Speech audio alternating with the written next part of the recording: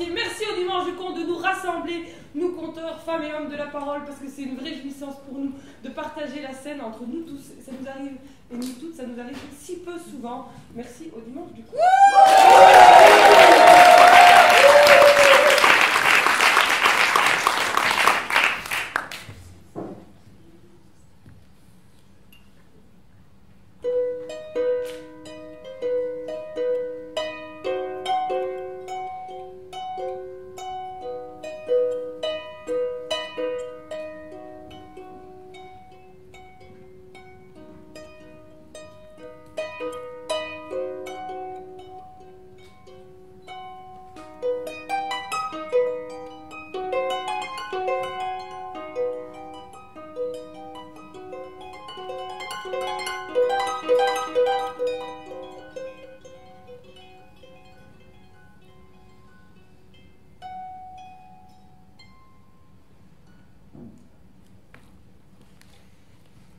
Il était une fois une vieille,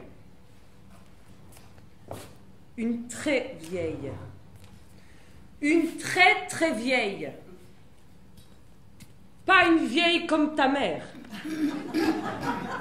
pas une vieille comme ta grand-mère, pas une vieille comme ta voisine, non, une très vieille. Et cette vieille-là,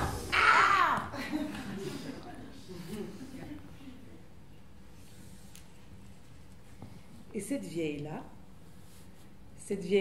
elle était toute ridée. Cette vieille-là, elle était toute fripée. Son visage était tout fripé, tout ridé, et c'était toutes des lignes de vie et toutes des lignes de mort. Et sur ses mains, et sur ses pieds. Et dans ce visage tout ridé, deux yeux noirs, brillants, enfoncés dans les orbites. Et cette vieille-là, elle n'avait pas des cheveux, non, elle avait des buissons.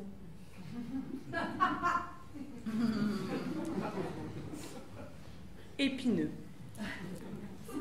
Et cette vieille-là, ce qu'elle aimait par-dessus tout, c'était fouiller, chercher, creuser, fouiner. Voilà, et elle creusait avec ses ongles, elle creusait la terre et elle cherchait. Elle sentait, elle pistait, elle était aux aguets. Elle retournait la terre, elle retournait l'humus, elle retournait les lits de rivière asséchés, elle retournait tout ce qui était retournable. Elle était obsédée, obstinée, assoiffée. Elle cherchait ce qui faisait briller ses petits yeux noirs enfoncés dans ses orbites. Elle cherchait des os.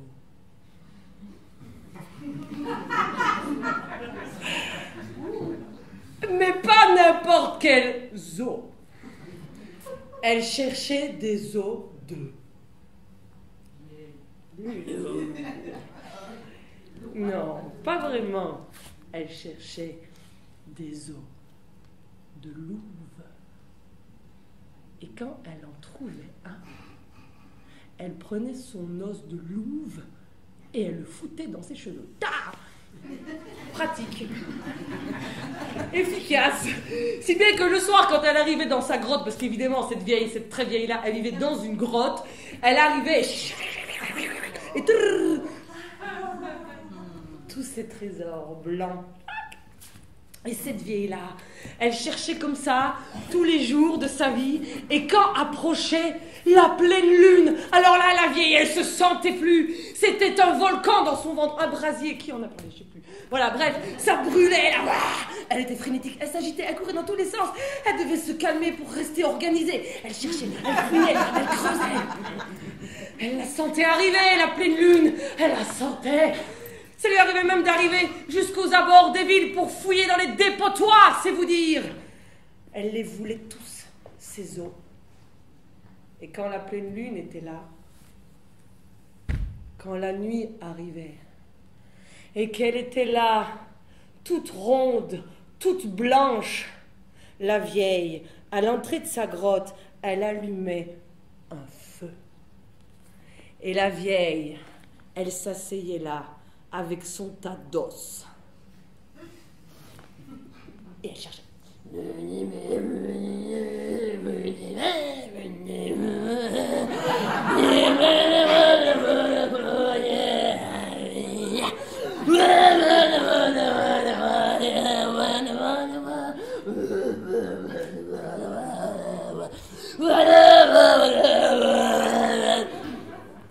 Le petit métatarse, l'humérus, la côte flottante.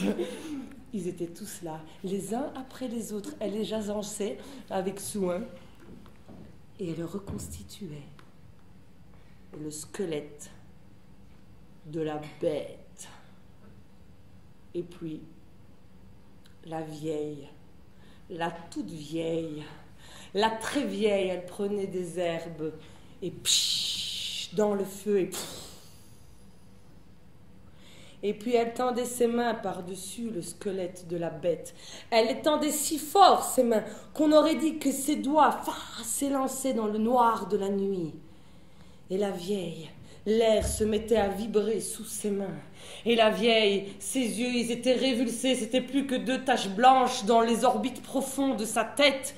Et la vieille, elle ne faisait plus que respirer.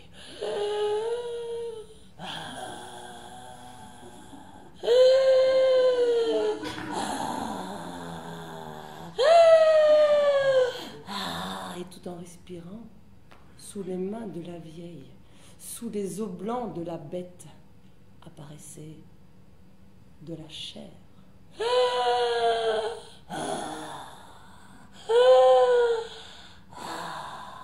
Il y avait de la chair qui apparaissait sur les os blancs. Il y avait des veines noires et palpitantes. Il y avait des viscères gluantes. Il y avait des poumons spongieux, un cœur battant, une cervelle dégoulinante. Et tout ça apparaissait sous les mains vibrantes de la vieille.